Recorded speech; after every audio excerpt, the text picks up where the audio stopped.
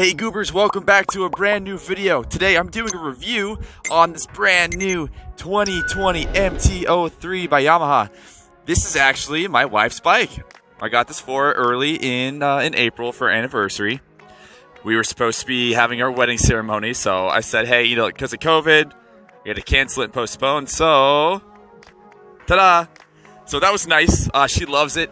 Let me give you my full list of this bike, man. Let me give you the pros, let me give you the cons, and you guys can decide for yourself if this is the bike you want or if you're trying to get this bike for somebody else as a gift, or, you know, it's always good to get info about other people's, you know, experiences with bikes. So check this out. Let's start with the overall look of the bike.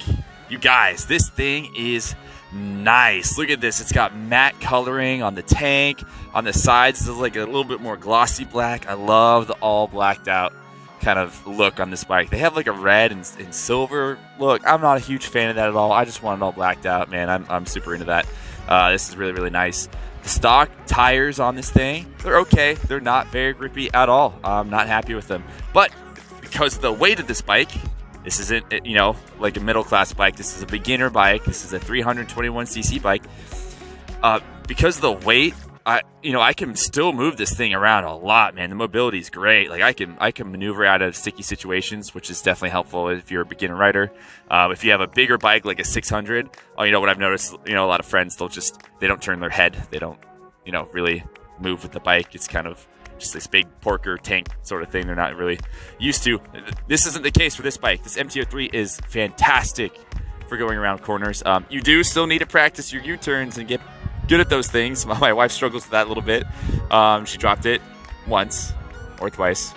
There's a couple of little spots on it, but that's why you get frame sliders, right?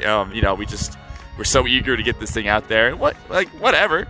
You know, this thing, you pick it back up, maybe adjust the lever, it's fine. This thing, it's fine, man. Like, you know, it's gonna get scratched up. We're gonna have this thing for probably a while, unless she feels like she needs to go up in maybe a year or two. But as far as like where she is, she's very, very comfortable on this bike. This is totally great, very easy beginner bike for anybody looking for this kind of class of motorcycle.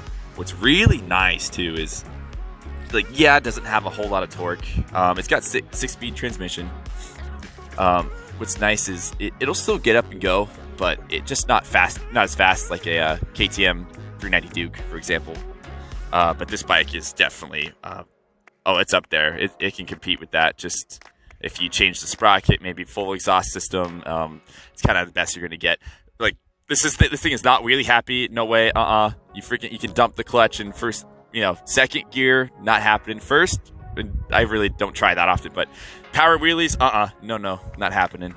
Not jumpy like an XSR or like I ride a Z900. That thing's just ridiculous.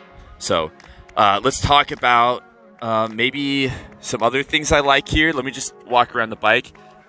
We're getting a fender eliminator kit for this thing, by the way, too. So I'll do a whole other video on the upgrades we do to it. See kind of what my wife feels on too about the bike too after we get some upgrades on it. Other things I like is it's comfortable, but for me, I'm 6'1", dude. I do not fit on this thing. Like my knees are running into the tank over here, and it's okay. Like I can ride it. Am I super comfortable? You know, I could do like an hour ride on it. I'll just complain a little bit, but it's doable.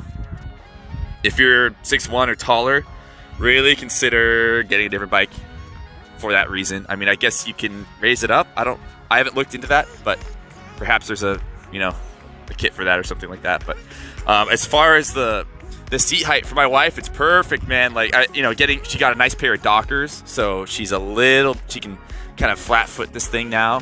Before that really scared her that she couldn't do that. This bike is fantastic though for those group of riders. So beginners, I would definitely say people that are just scared of motorcycles, this would be a great one to start on. Or something like a Honda CBF 300 or whatever, Honda CB 300F, whatever that thing is.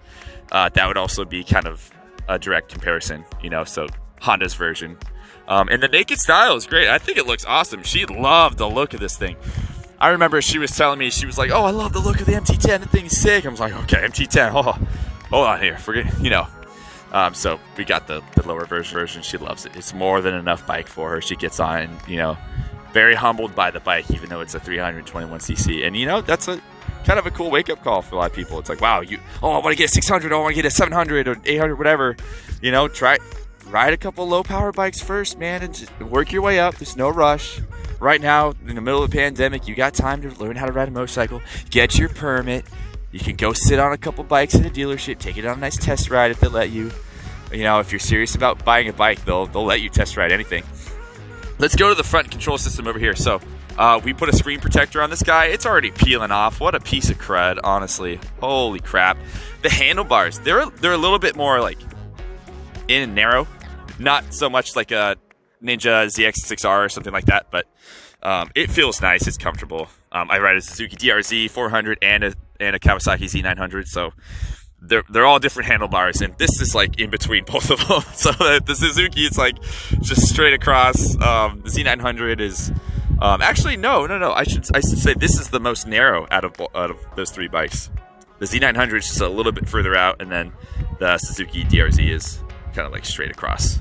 So that I like the feel of all the handlebars. This one just makes me squishing. Maybe because I have longer arms and I'm taller, that it makes me feel a little crammed. But I think this bike is for people who are just less tall. I haven't, sat on a MT-07 in a while. I can't really remember. But MT-09 I sat on, I think, pretty recently at a dealership. There was a Yamaha event. That was fun. I sat on an XSR 900, and it felt as light as this, but way more power, way more torque, and was a jumpy wheelie machine. Amazing, fantastic. But that's this kind of skill level we're at. For someone on this bike, dude, this is just learn the fundamentals, have fun, drop it, put sliders on it. Don't even waste money on a full system. I just get a slip-on exhaust, just change the sound of it. It's not going to do that much. The drastic change is going to be the sprockets. And let's get some grippier tires on this thing. I think that's going to be great. Fender Eliminator kit, and then this thing's kind of, we've done everything we need to on this bike. I like it a lot. Let me know what you think down in the comments below. Have you started on a 300 or 400? Have you started on a higher CC bike? What's your experience? Tell me all about it. Let's talk in the comments. Also, look at the front headlight. It kind of looks like a goat. Once you see it, you can't unsee it. And it has like bionicle eyes down here at the bottom too. Look at that. Goat eyes. Goat ears. It looks like a goat. MT-07, MT-09, MT-10, they all look like Transformers and stuff.